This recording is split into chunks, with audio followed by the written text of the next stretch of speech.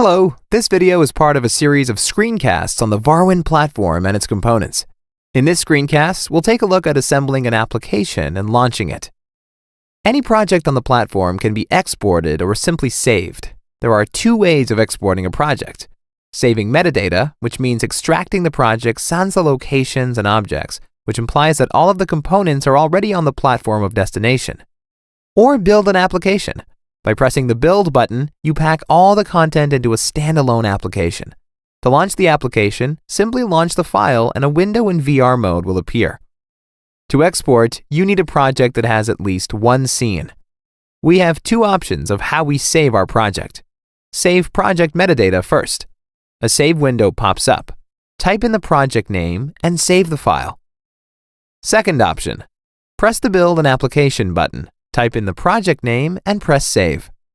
The saved metadata file can be launched by clicking in the field. Choose the files and drag them here.